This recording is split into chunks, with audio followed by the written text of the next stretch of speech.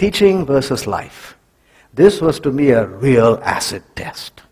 A test that I thought was strong and basic. And here's the question I asked of these founders. You brought some good teachings and some tremendous principles.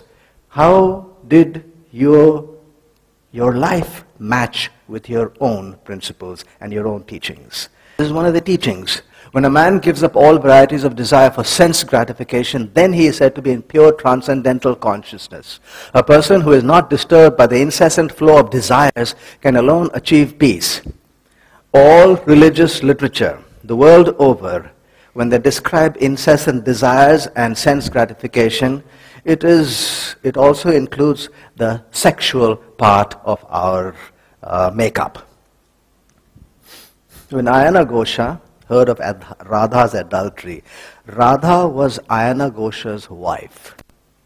And Krishna, the god of the Hindus, had committed adultery with Ayana Ghosha.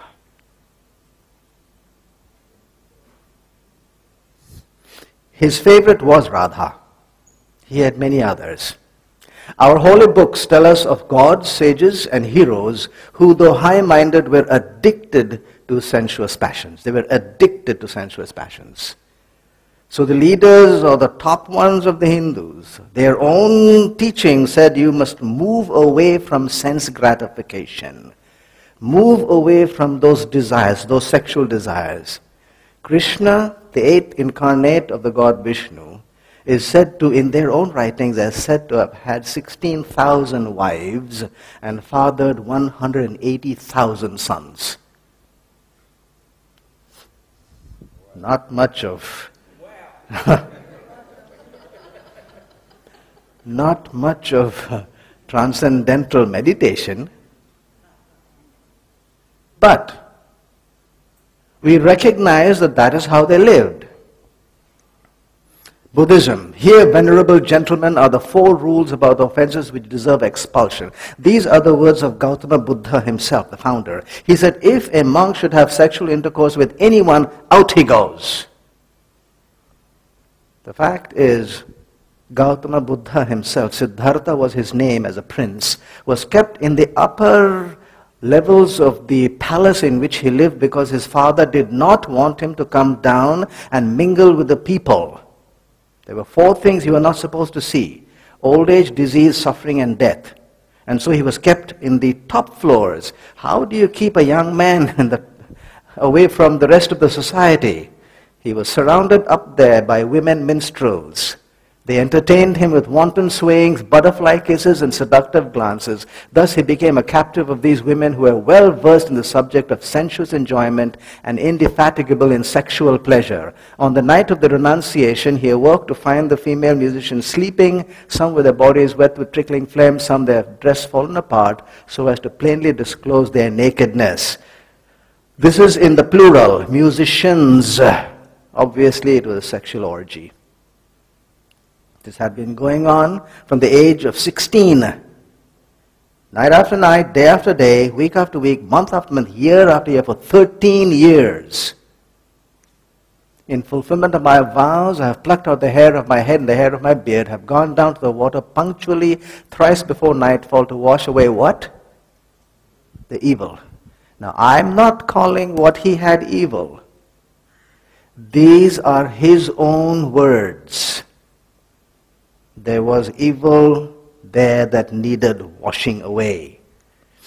Islam. Then you may marry other women who seem good to you, 2, 3, or 4 of them. Chapter 4 of the Quran is the only place which allows a Muslim to marry up to 4 wives. And so in many of the countries where you have monogamy, they do allow a Muslim to have more than 1. And this is the only place, the maximum is 4 over there. In the traditional writings of the Muslims, Muhammad had 11 wives.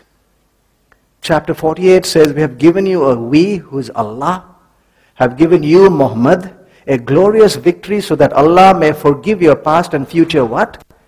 Sins. It's not me who's calling sins in him. Those are their very words. Did he not find you in error and guide you? Those sins needed forgiveness. And they were found in Muhammad. Muhammad is supposed to be called the most ideal man to a Muslim, and it is true. They revere him, not at all like Allah, because Allah is Allah, God. But as a human being, he's supposed to be the most perfect human being. But he still had sins, mistakes. Thou shalt not kill, says Judaism. Thou shalt not commit adultery, thou shalt not bear false witness. Let's look at 3 of them. So Moses, he looked this way and that way, and we saw no one, he killed him and hid him in the sand. What's that? Murder. Abraham, so he went into Hagar and she conceived. Hagar was not his wife. That's adultery. And then he goes and tells another king that she is my sister. A half lie. So a towering personality like Abraham, still falling short. David sent messengers and took her. Who is her? Bathsheba. Bathsheba was not his wife. Right away there is adultery. And then to cover it up, he sends the husband to the forefront of the battle, specifically so that he would be killed. Set him in the forefront of the battle. Move away from him, he told the commander, so that he will die. By any standards, that is premeditated, cold-blooded murder. None of the 3 Hebrew greats were able to match up to their own teachings. None. When it comes to this person, we're going to put 12 out there. Pilate was a Roman governor. Romans and the Jews were not friends at all. But this is what Pilate said. I have examined him in your friends. I found no fault in him. I find in the book of John, I find no fault in him at all. And then he quotes Herod and says, Herod also did not find. And Herod was a foreign king. Number 3 is Pilate's wife. In the record says, that man is just, he's good. Roman centurion number 4, at the cross he said, certainly this person was a righteous man. Number 5, one of the persons crucified along with Jesus, he turned to the other criminal and he said, we are dying for what we did. This man has done nothing wrong. These 5 looked at him from a distance. They may have heard about him, but others were very close to him. For instance, John, his disciple. After watching him from morning till evening, day after day, week after week, month after month, for 3.5 years, his conclusion is, in this person, there is no sin. Another disciple, describing him without blemish, without a spot. Disciple Paul, he was in all points tempted as we are, yet without sin. Number 9 is a very unusual testimony. Jesus is the only founder of a major religion whose name is mentioned in another major religious writing. He is mentioned 90 times in the Quran. 16 times he is identified as Isa bin Maryam, Jesus the son of Mary, not just any Jesus. 11 times in the Quran he is given the title of Messiah. And in chapter 3 and verse 46, the Quran says this, he shall preach to men in the prime of manhood and shall lead a righteous life. A disloyal disciple like Judas, he said, I am the one who have sinned. He is innocent. 11 is also a peculiar and very significant testimony. I have not found a single human I have ever spoken to who can look into his or her own life, and come up with a clean slate. Not a single soul on earth. For me, as I begin the self-examination, I am choked. No chance, not a ghost of a chance. Anything you do will never meet the standards of what you yourself know you're supposed to do or you're supposed to keep away from. This person, in number 11, he looked at his bitterest critics who were thirsting for his death, and he looked at them and said, which of you can convict me of one sin? Do you know what the response was? Silence. The only place probably in history where there was silence to such a question. Compare that with Kung Shu. Kung Shu is the Chinese name. His Western name is Confucius, the founder of Confucianism. He said, how dare I claim to be a sage or a benevolent man? And everybody acknowledges Confucius as a person who lived a very pious, high life. And look at what he said about himself. So in that context, and in the context of your experience and mine, for a person to say, I'm looking into my mind, into my deep recesses of my conscience, I cannot find anything wrong at all, is a tremendous and unusual and unique testimony. Number 12, and that's the last one. Are you then the Son of God? They asked him during his trial at the Sanhedrin. The key over there is not that question, but the change. The Sanhedrin was a judicial body too, and according to their traditions, at least 23 members were to be present to pass the death sentence. So we know there were at least a panel of 23 judges facing him. This was an open trial during which you could bring witnesses and weigh it out. And time after time they brought witnesses and simply could not convict him.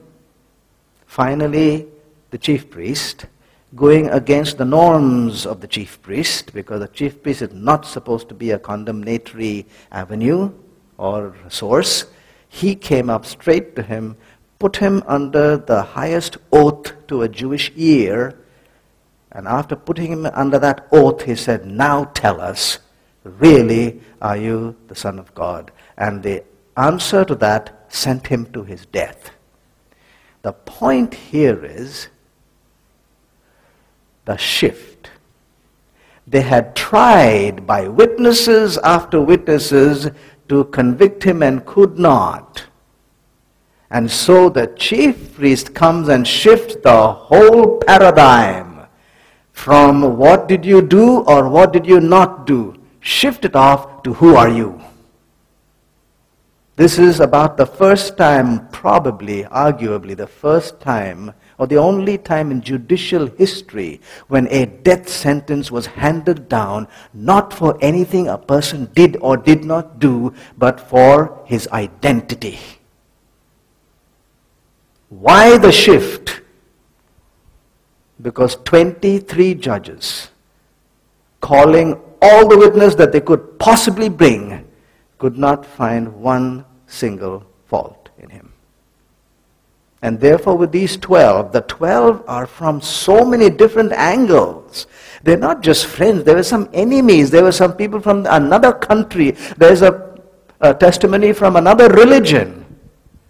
We can't call on bias to make that statement now. We have to accept the huge amount of testimony we see. And therefore, to me, when I was looking at this and brought these 12 together, I said, wow. I did say, wow. Here is one person in whom the theory of teaching was matched in actual practice. Here the teachings had found a fulfillment to the nth degree in life. Here and here alone, then, do I find a person who lived his life to an unblemished perfection. Therefore, here and here alone do I find a person who can stand broad and tall and look you and me in the eye, and with perfect right and perfect credibility tell you and me, follow me. No other founder has that right. Because any other founder, if you followed him, you would still make a mistake like we saw. This is the only person. You follow him, there's a chance you may not make a mistake. But that is if we do believe. But that is also what the evidence shows. That's the third question we ask the founders.